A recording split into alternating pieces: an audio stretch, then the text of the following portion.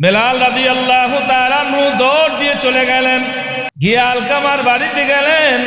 আলকামা রাদিয়াল্লাহু তাআলা আনহুর মাকে বললেন, মা চলেন চলেন, নবীজি আপনাকে সালাম পাঠিয়েছেন। আপনার যদি শক্তি থাকে গো, তাহলে নবীজি আপনাকে নবীজির কাছে যাইতে বলেছেন। আর যদি আপনি অক্ষম হন, তাইলে নবীজি স্বয়ং আপনার কাছে ছুটে আসবে। সুবহানাল্লাহ বলবেন না? আলকামার মা এটা শুনে কি বলেন, আমি অবশ্যই নবীজির দরবারে হাজির হব বরকত নেওয়ার জন্য। সুবহানাল্লাহ বলেন।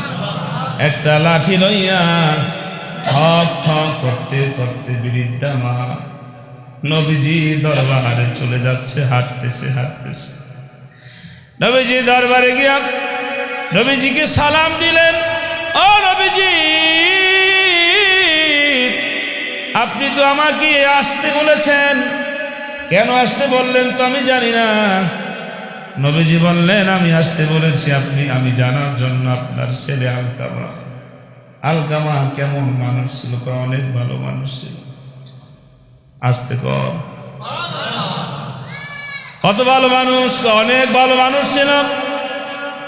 বলে ভালো করে বলেন, আপনি যদি কোনো কথা গোপন করেন তাইলে ওহির মাধ্যমে আল্লাহ তাআলা আমাকে সত্যটা জানাই দিবে। আপনি কোনো কথা গোপন করবেন না।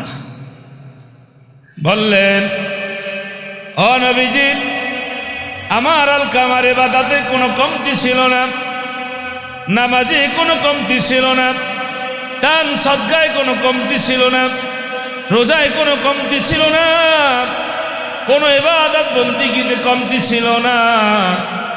কিন্তু আমি জনম দুঃখিনী মা, আমার চাইতে তার স্ত্রীকে বেশি প্রাধান্য দিত।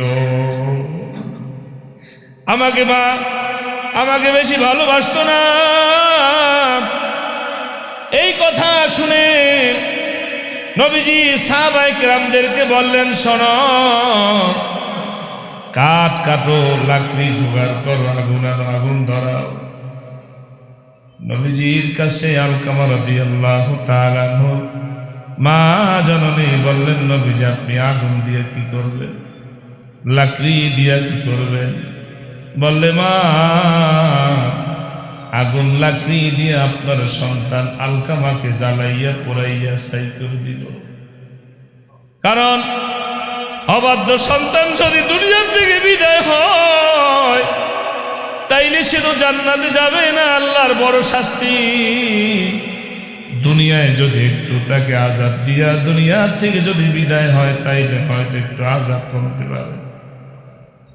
এই কথা শুনে মা বললেন, আমার সামনে আমার কলিজার টুকরা সন্তান, আমার সামনে কলিজার টুকরা সন্তানকে আগুনে পোড়াইবে, লাকড়ি দিবে, এটা আমি কেমনে মানব? ও নবীজি, আমি আপনাকে সাক্ষী রাখলাম, এই সমস্ত উপস্থিত মানুষগুলোকে সাক্ষী রেখে বললাম, গো নবীজি, আমি আলকামাকে এখন এই মুহূর্তে মাফ করে দিলাম। সুবহানাল্লাহ বলেন।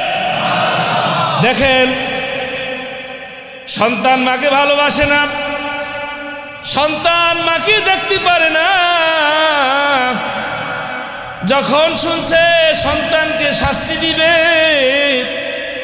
আগুনে পোড়াইবে, লাকড়ি দিয়ে আগুনে জ্বালাইবে, এই কথা শুনে মা জননী বলে, নবীজি আপনাকে সাক্ষী রাখলাম, সমস্ত মানুষগুলোকে সাক্ষী রেখে বললাম, গো নবীজি, আমি আমার সন্তানকে মাফ করে দিলাম।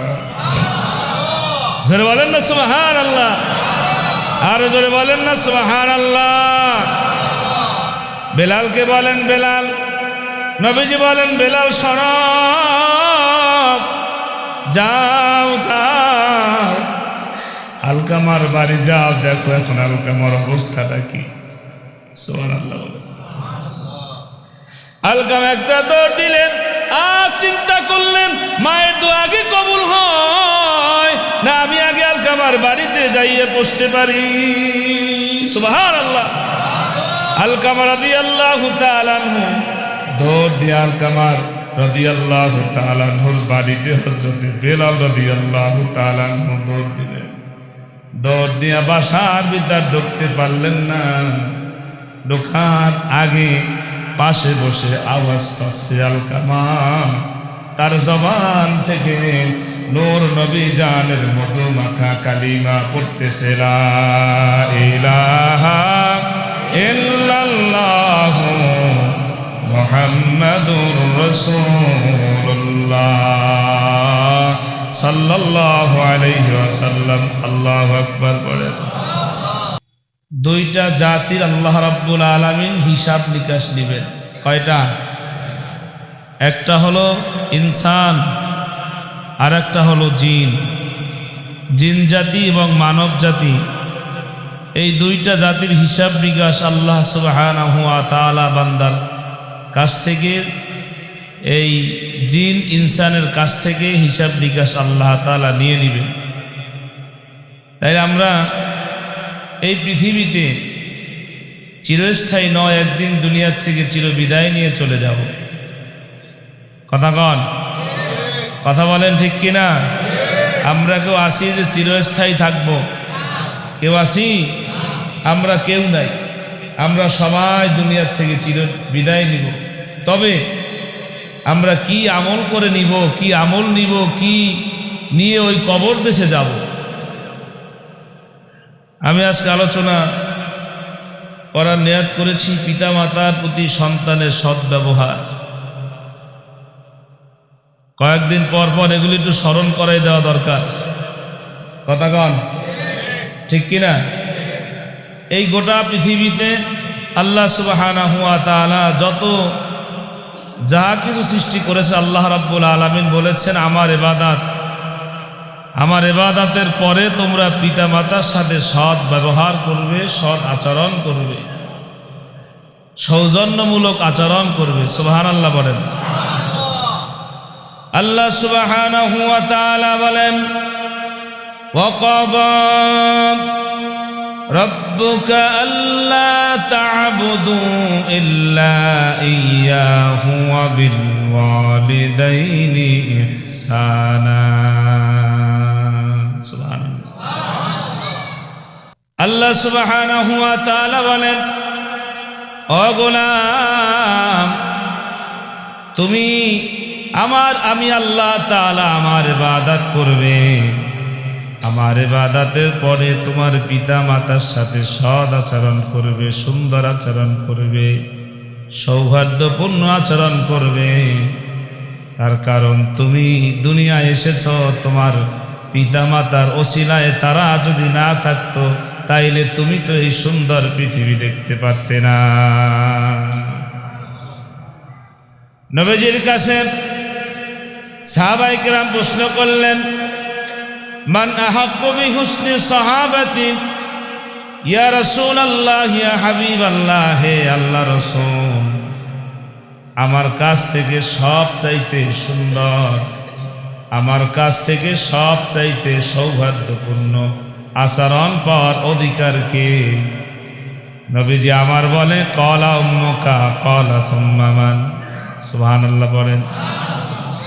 নবীজি বললেন তোমার মা।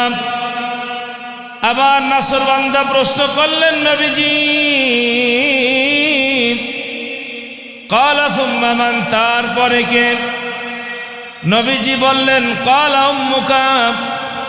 তৃতীয়বার আবার জিজ্ঞাসা করলেন, ক্বালা সুম্মা মান। নবীজি আমার, তারপরে কে? নবীজি বললেন ক্বালা আবুকা। একবার নয়, দুইবার নয়,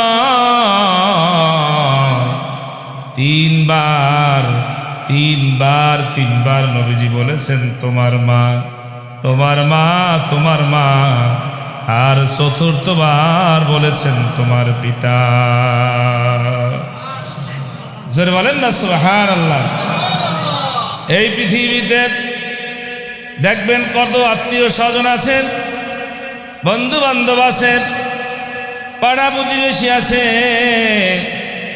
আপনাকে ভালোবাসবে, আপনাকে মহাব্বত করবে, আপনাকে সম্মান করবে, আপনাকে শ্রদ্ধা করবে।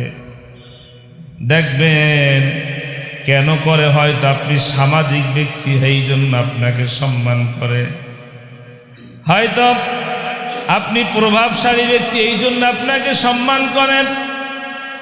হয়তো এলাকার বড় নেতা, এই জন্য আপনাকে সম্মান করে সালাম দেয়, ঠিক কিনা কথা কন? কিন্তু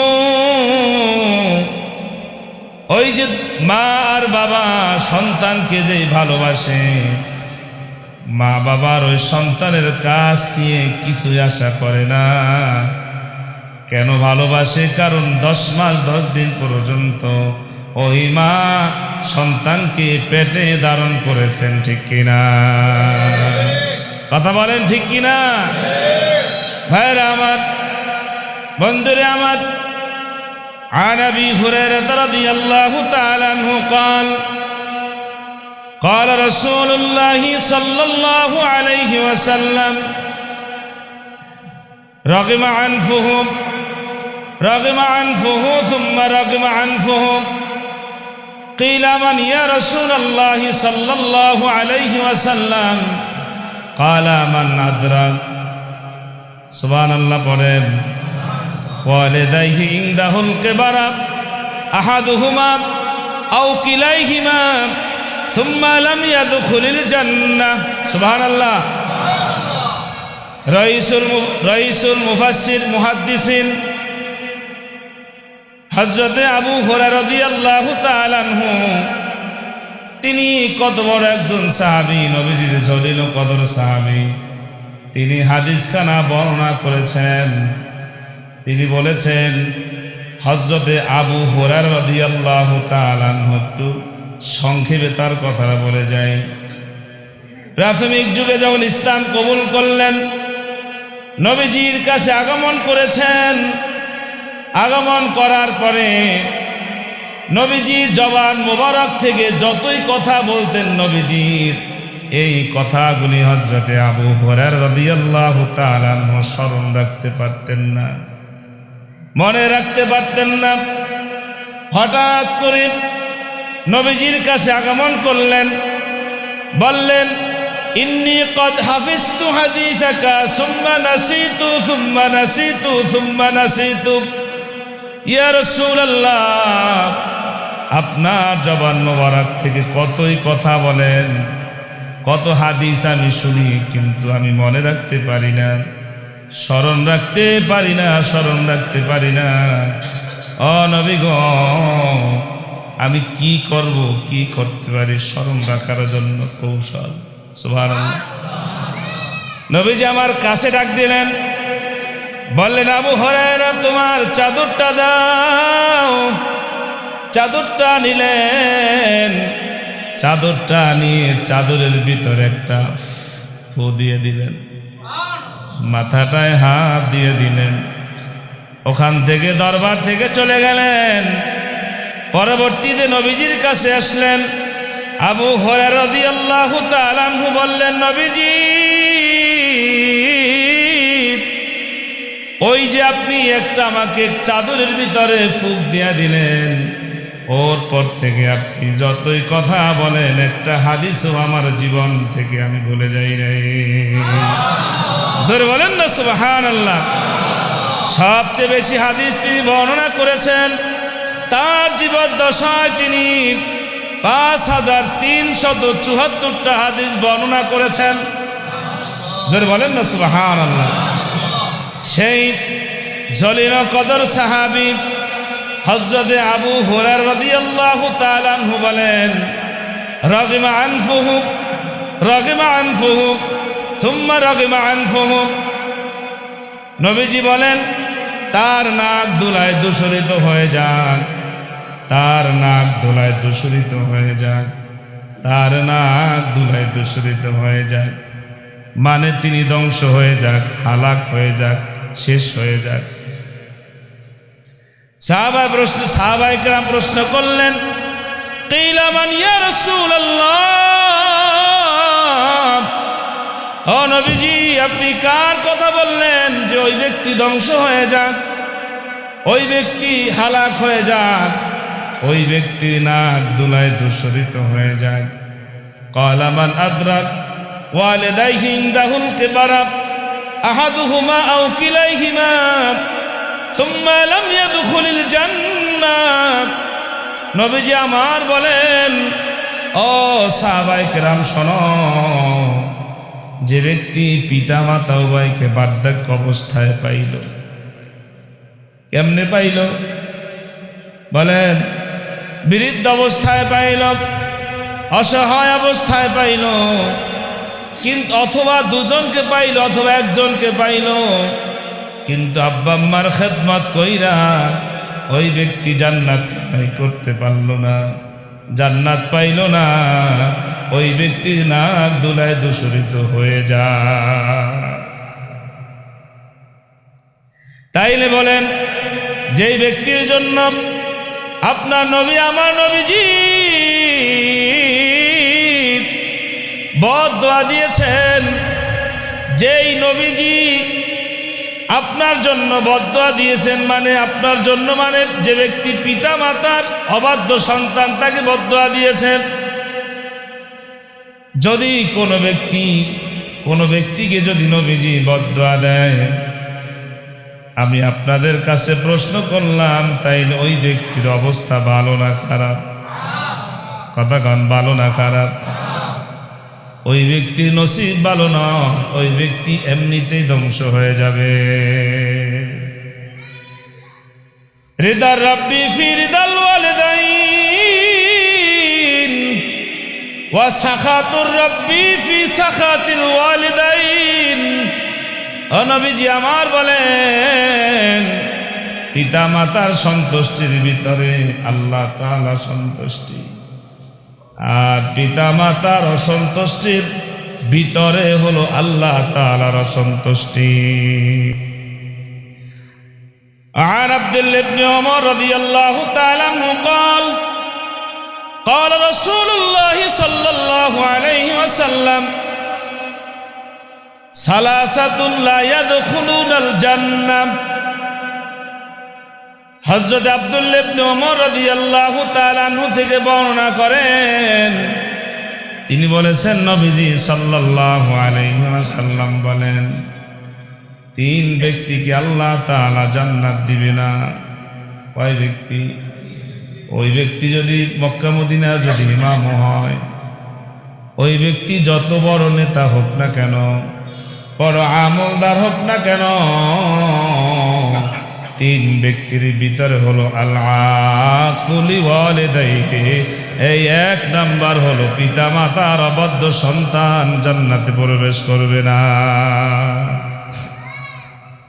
বাবাজিরা আমার, বন্ধুরে আমার, আপনাদের খেদমতে আমি আরজ করতে চাই,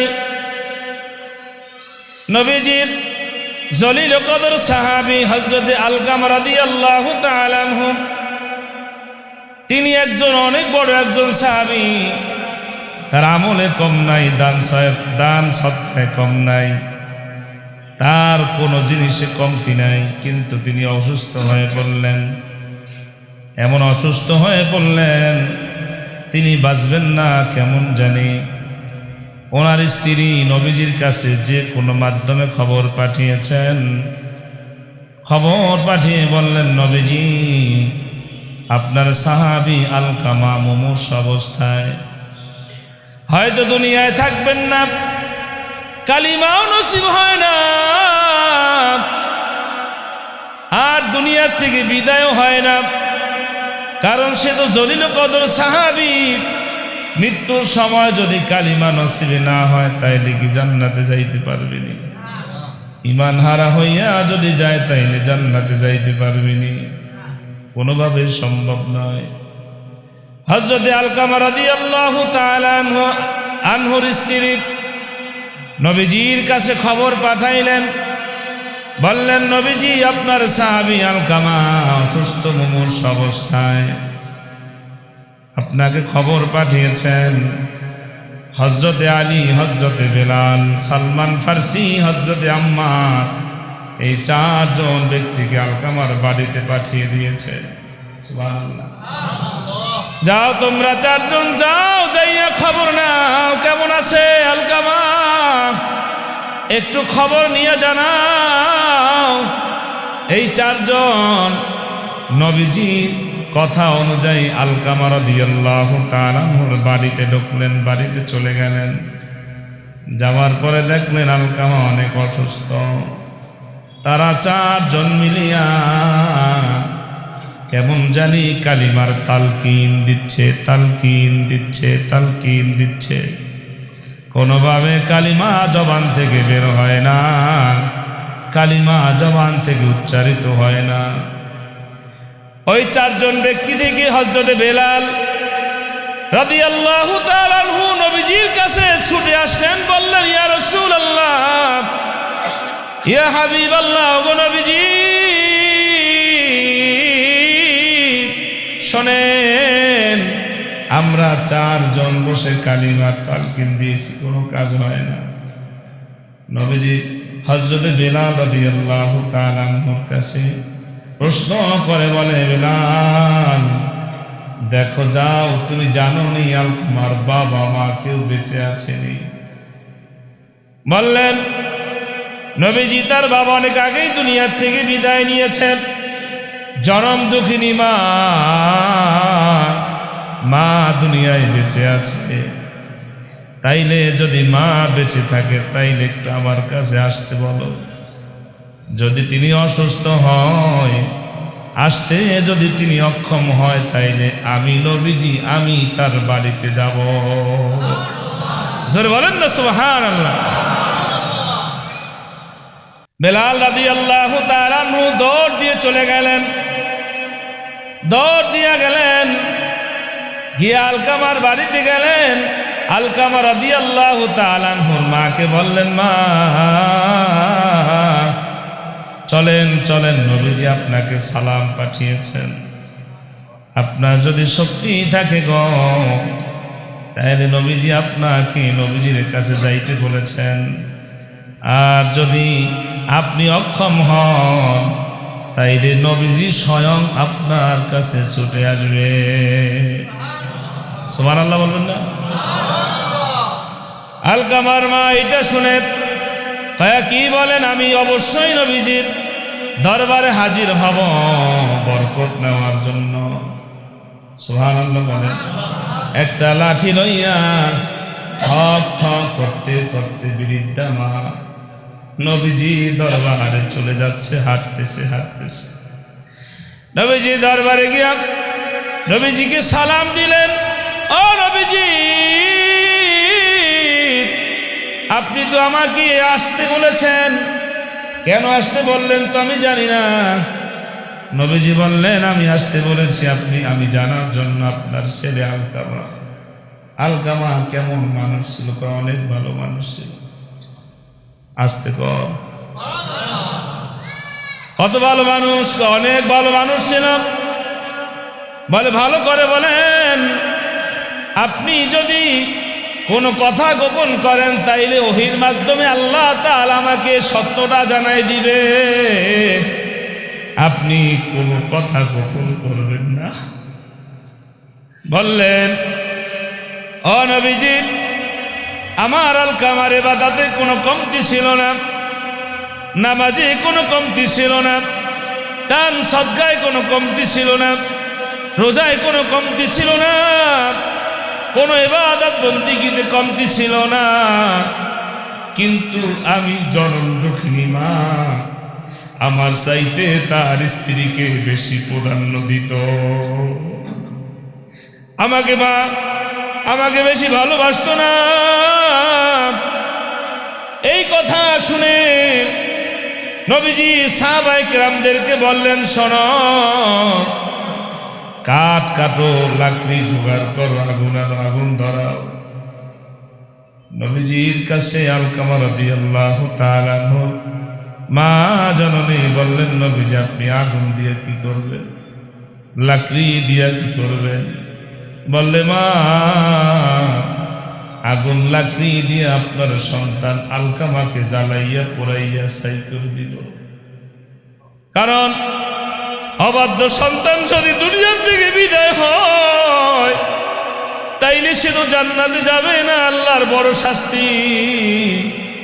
দুনিয়ায় যদি একটু তাকে আযাব দিয়া দুনিয়া থেকে যদি বিদায় হয় তাইলে হয়তো একটু আযাব কমতে পারে। এই কথা শুনে মা বললেন, আমার সামনে আমার কলিজার টুকরা সন্তান, আমার সামনে কলিজার টুকরা সন্তানকে আগুনে পোড়াইবে, লাকড়ি দিবে, এটা আমি কেমনে মানব? ও নবীজি,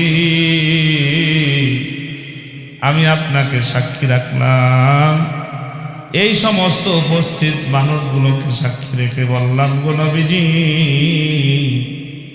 আমি আলকামাকে এখন এই মুহূর্তে মাফ করে দিলাম। সুবহানাল্লাহ বলেন। দেখেন, সন্তান মাকে ভালোবাসে না, সন্তান মাকে দেখতে পারে না। যখন শুনছে সন্তানকে শাস্তি দিবে, আগুনে পোড়াইবে, লাকড়ি দিয়ে আগুনে জ্বালাইবে, এই কথা শুনে মা জননী বলে, নবীজি, আপনাকে সাক্ষী রাখলাম, সমস্ত মানুষগুলোকে সাক্ষী রেখে বললাম, গো নবীজি, আমি আমার সন্তানকে মাফ করে দিলাম। জোরে বলেন না সুবহানাল্লাহ, আরো জোরে বলেন না সুবহানাল্লাহ। বেলালকে বলেন, বেলাল, নবীজি বলেন, বেলাল শোনো, যাও যাও আলকামার বাড়ি যাও, দেখো এখন আলকামার অবস্থাটা কি। সুবহানাল্লাহ। আলকামা একটা দৌড় দিলেন, আর চিন্তা করলেন, মায়ের দোয়া আগে কবুল হয় না আমি আগে আলকামার বাড়িতে যাইয়ে বসতে পারি। সুবহানাল্লাহ। আলকামা রাদিয়াল্লাহু তাআলা আনহু দৌড় দিয়ে আলকামার রাদিয়াল্লাহু তাআলা আনহুর বাড়িতে হযরত বেলাল রাদিয়াল্লাহু তাআলা আনহু দৌড় দিলেন। দৌড় দিয়ে বাসার ভিতর ঢুকতে পারলেন না, ঢোকার আগে পাশে বসে আওয়াজ পাচ্ছে আলকামা, তার জবান থেকে নূর নবী জানের মতো মাখা কালিমা পড়তেছে, লা ইলাহা ইল্লাল্লাহু মুহাম্মাদুর রাসূলুল্লাহ সাল্লাল্লাহু আলাইহি ওয়াসাল্লাম। আল্লাহু আকবার বলে। মায়ের দোয়া তীরের মতন, কিসের মতন? মা যেই সন্তানের কথা যেইটাই বলবে, ভালোটাও কবুল তাড়াতাড়ি হবে, আর খারাপটাও কবুল তাড়াতাড়ি হয়, কোনো টেনশন নাই। এক ব্যক্তি বড় নামাজি মানুষ, করাচি একটা মসজিদে নামাজ পড়লেন। ইমাম সাহেব বড় আল্লাহর ওলি মানুষ, আলহামদুলিল্লাহ আল্লাহর ওলি মানুষ। তিনি দেখতেছিলেন এক ব্যক্তি নামাজ পড়ছে আর হাতের ভিতরে একটা কাপড় বাঁধা।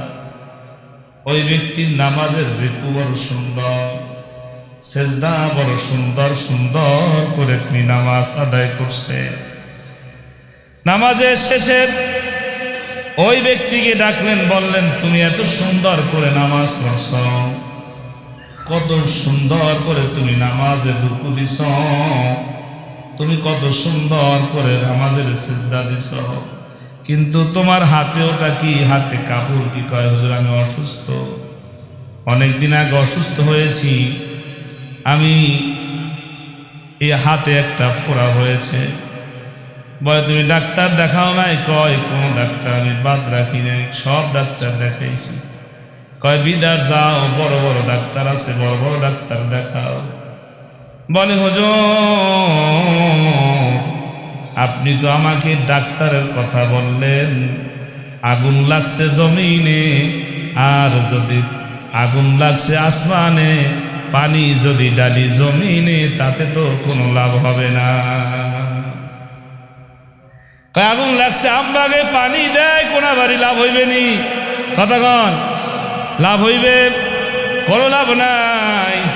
কয়, কেন? কয়, হুজুর, একটু বলতে হয়, আমার স্ত্রীর সাথে মায়ের সাথে দ্বন্দ্ব হয়েছে, দ্বন্দ্ব হওয়ার পরে আমি সহ্য করতে পারলাম না, আমার মাকে একটা থাপ্পড় দিয়েছি।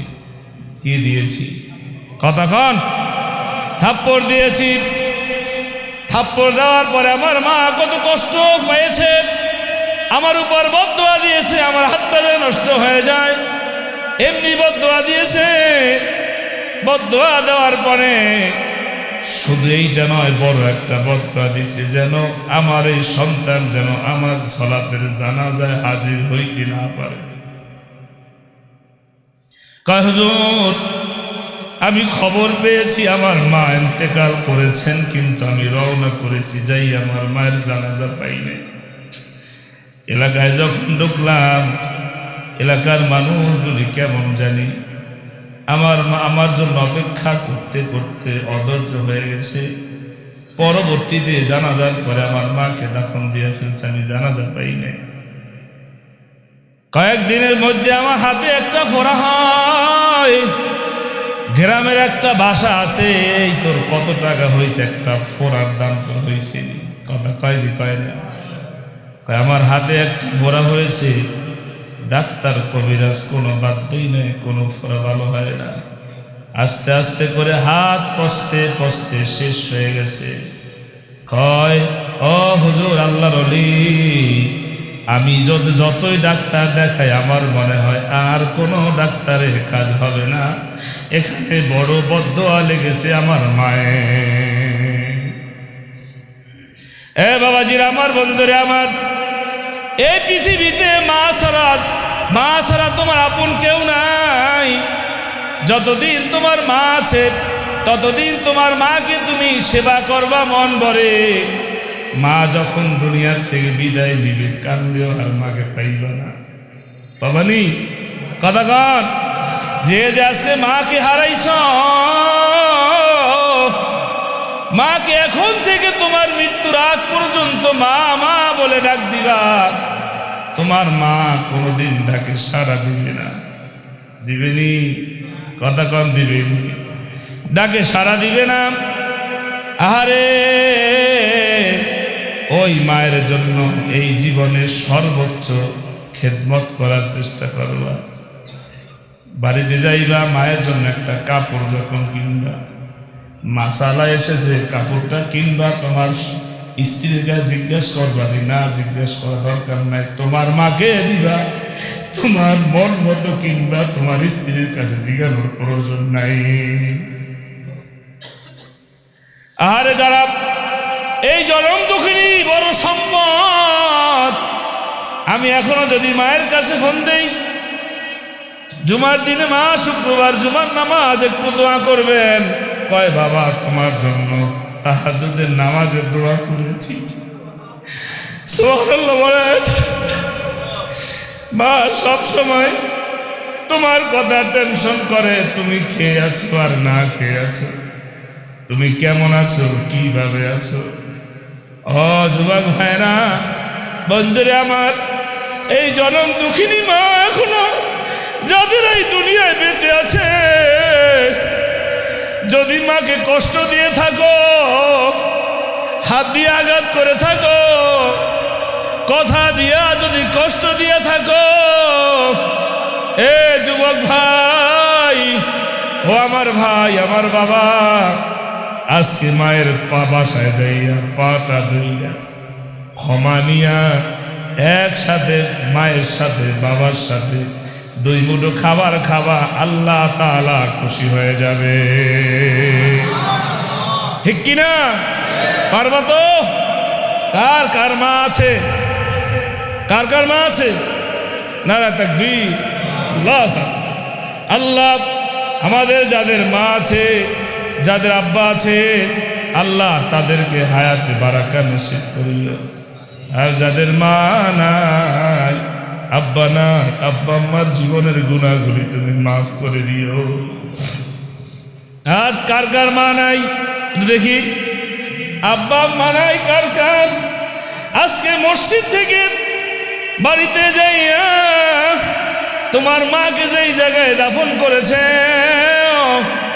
আব্বাকে যেই জায়গায় দাফন করেছ, আব্বার কবরে, মায়ের কবরের পাশে সূরাতুল ফাতিহা, ইখলাস দরুদ শরীফ পড়া, সবরে সানি দোয়া কইরা তারপরে বাসায় যাবা।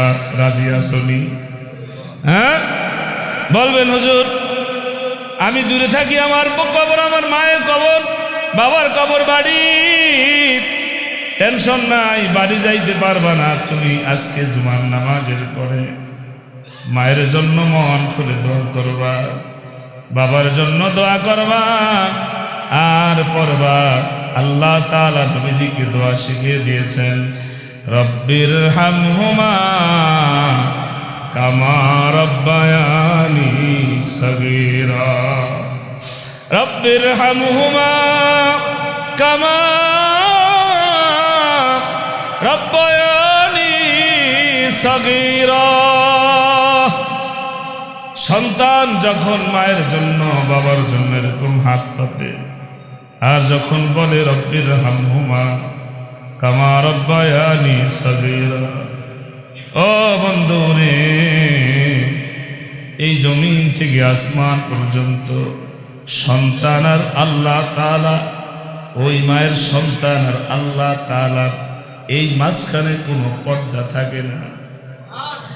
সন্তান আমল যদি কম করে আর মায়ের কথা যদি যখন মায়ের জন্য দোয়া করে, বাবার জন্য দোয়া করে, আল্লাহ আমার মায়ের জীবনের গুনাহ মাফ কইরা দিও, আব্বার জীবনের গুনাহ মাফ কইরা দিও, তোমার জবান থেকে বলতে দেরি হবে কিন্তু মাফ করতে দেরি হবে না। মায়ের দোয়া লও হে যুবক, মায়ের দোয়া লও, মায়ের দোয়া লও হে মুমিন, মায়ের দোয়া লও। বিপদে পড়বে না তুমি যখন যেথায় যাও, বিপদে পড়বে না তুমি যখন যেথায় যাও, মায়ের দোয়া লও হে মুমিন, মায়ের দোয়া লও, মায়ের দোয়া লও হে যুবক, মায়ের দোয়া লও। একটি গেলাস পানির ফলে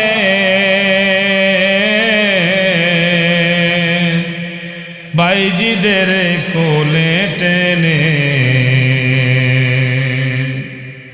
একটি গেলাস পানির ফলে বাইজিদের কোলে টেনে, হাত তুলে মা বলে বাইজিদকে ওলি বানাও, হাত তুলে মা বলে বাইজিদকে ওলি বানাও। মায়ের দোয়া লও হে যুবক, মায়ের দোয়া লও, মায়ের দোয়া লও হে মুমিন, মায়ের দোয়া লও। বিপদে পড়বে না তুমি যখন যেথায় যাও, বিপদে পড়বে না তুমি যখন যেথায় যাও, মায়ের দোয়া লও হে যুবক, মায়ের দোয়া লও, মায়ের দোয়া লও হে মুমিন, মায়ের দোয়া লও। মায়ের দোয়া ছাড়া তুমি কোনো কাজ সফলতা আনতে পারবে না। সফল হলো মায়ের দোয়ার বদৌলতে। কথা কর, তুমি বড় বড় এমপি হবা, বড় বড় মন্ত্রী হবা, তুমি বড় এলাকার বড় নেতা হবা, বাইতুল মুকাররম নয়, ওই মক্কা মদিনার তুমি ইমাম হবা, তুমি বড় আলেম হয়েছ, বড় হাফেজ হয়েছ, তুমি বড় মুফতি, মুহাদ্দিস, মুফাসসির হয়েছ, তো কোনো লাভ নাই। তুমি 5 ওয়াক্ত নামাজ পড়ো, তুমি রমজান মাসে রোজা রাখো, তুমি আওয়াবিন পড়ো, ইশরাক পড়ো, রাত্রিতে জাগরণ করে তাহাজ্জুদের নামাজ পড়ো, আহারে, কিন্তু তোমার প্রতি তোমার মা অসন্তুষ্ট, তোমার প্রতি তোমার বাবা অসন্তুষ্ট, তোমার কোনো নামাজ, তোমার কোনো রোজা, তোমার কোনো দান সদকা আল্লাহ তাআলা দরবারে কোনো লাভ নাই। এখন বলবেন হুজুর আব্বার খেদমত করতে পারি নাই, মায়ের খেদমত করতে পারি নাই, তো আব্বাও চলে গেল, মাও চলে গেল, তা খেদমতটা কেমনে করব? এখন কি আমার করণীয় আছে? কোনো কায়দা আসেনি? এ বাবা কায়দা আছে নবীজি আমার বলেন, যদি সন্তান অবদ্ধ অবস্থায় মা বাবা যদি ইন্তেকাল করে, তিনটা কাজ করণীয় আছে। কয়টা? জোরে কোন কয়টা? এক নাম্বার কাজ হলো ওই ব্যক্তি পাক্কা মুমিন হবে, পাক্কা মুসল্লি হবে, ওই ব্যক্তি বড় ইমানদার, বড় আমলওয়ালা হবে। নাম্বার দুই, ওই মা বাবার জন্য সদা সব সময় ইবাদতের পরে দোয়া করবে, সব সময় দোয়া করবে। তিন নাম্বার হলো ওই মা বাবার পক্ষ থেকে দান সদকা করবে। আজকে একটা আপনাকে কৌশল শিখিয়ে দেয়। আপনি মনে করেন মসজিদে 500 টাকা দিয়েছেন, আপনার আব্বা নাই, আপনার মা নাই, আপনি নিয়তে এইভাবে করবেন, আল্লাহ আমার মৃত আব্বার পক্ষ থেকে, মায়ের পক্ষ থেকে আমি 500 টাকা দিলাম, আমার পক্ষ থেকে আমি 200 টাকা দিলাম, ও আল্লাহ এই সবের হাদিয়াটুকু আব্বা আম্মার রুহের উপর বকশিস করে দিলাম। তুমি আজকে তোমার বাবার পক্ষ থেকে, তুমি তোমার মায়ের পক্ষ থেকে দান করবা। আহারে তুমি যখন ইন্তেকাল হবে, তুমি যখন থাকবে না, তোমার জন্য তোমার সন্তানরা তোমার পক্ষ থেকে দান করবে, তোমার সন্তানরা তোমার পক্ষ থেকে সদকা করবে। যখন তোমার পক্ষ থেকে, আমার পক্ষ থেকে আমার সন্তানরা দান করবে, আমার পক্ষ থেকে আমার সন্তানরা সদকা করবে, আহারে ওই সওয়াব যখন রুহের উপর পৌঁছবে, পৌঁছার পরে ওই কবরের ভিতরে শান্তি আর শান্তি পৌঁছতে থাকবে। কথা কান ঠিক কিনা? এই জন্য যখন আপনি দান করবেন, আব্বা আম্মার পক্ষ থেকে মনে থাকবে, কথা কান মনে থাকবে। অনেক সময় দেখা যায় আব্বাকে সম্মান করা হয় না, মাকে সম্মান করা হয় না। মনে করেন বিল্ডিং করছে, রুমটা ভালো, কিন্তু মায়ের জন্য একটা বানাইছে চিবা, খুপড়ি। খুপড়ি চেনেন? আমার দিকে যারা হাঁস মুরগি বানায় না ছোট, ওইটাকে বলা হয় খুপড়ি। আপনাদের এদিকে কি বলে জানি না, যাই হোক এদিকে মনে করেন হাঁস মুরগির ঘর, হাঁস মুরগি থাকার ঘর, চিফা একটু ঘরের ভিতরে। কয় এখানে, কয় মা কি কর, মা এখানে থাকে, পছন্দ করে। মা আপনার কষ্ট হয়? কয় না বাবা, আমি খুব শান্তিতে আছি। এই যে একটা হাসি দেয়, এই হাসির ভিতরে একটা গোপন সূত্র, একটা রহস্য লুকায়িত থাকে। কথা কন, কোনোদিন প্রকাশ করে না, মা প্রকাশ করে না। কারণ তুমি যদি বিশ্বাস না হয়, দেখো বর্তমান বাচ্চাদের প্রতি বাচ্চাদের অবস্থাটা কি। কথা কন, বাচ্চারা প্রস্রাব করে, পায়খানা করে, ওই মা কেমন জানি সারা রাত্র ঘুমায় না। যদি একটু অসুস্থ হয় তাহলে তো কোনো ঘুমেই নেই। কথা বলেন ঠিক কিনা? দেখবেন ওই ভিজার ভিতরে শোয়, সন্তানকে কষ্ট দেয় না, ঠান্ডা লাগে যদি। কথা না, যাই হোক বাবাজিরা আমার, আমরা মায়ের খেদমত করব, বাবার খেদমত করব, মা বাবার হুকুম 100 পালন করব। রাজি আছি? কথা কান রাজি আছি? যারা মাকে কষ্ট দিছো আজকে মায়ের পাও ধরবা, হ্যাঁ? কথা কয় না? যারা বাবাকে কষ্ট দিছো আজকে বাবা মা যদি এখানে থাকে তাইলে পাও ধরে মাপ চাবা। তোমার জীবন উজ্জ্বল করবে কে? উজ্জ্বল করবে কে? যদি আব্বাকে মাকে যদি পাও ধরো, পাও তোমার ধরতে দিবে না, কারণ তোমার বয়স 40-50 হয়ে গেছে। এমনকি পোলায় পাও ধরলে কি মা পাও ধরতে দিবে? পাও নিয়ে যাবে, তারপরও ধরবা। দেখবা তোমার দিলের ভিতরে একটা অতিরিক্ত শান্তি আল্লাহ দিয়ে দিবে। কথা ঠিক কিনা? আল্লাহ তাআলা আমাদের সকলকে কবুল করুন, পিতামাতার খেদমত করার তৌফিক দান করুন। যাদের আব্বা আম্মা দুনিয়ায় নাই, আব্বা আম্মার কবরগুলিকে জান্নাতের টুকরো করবেন, আমিন। সম্মানিত হাজিরিন, আল্লাহ তাআলা আমাদের সকলকে কবুল করুন, আমিন।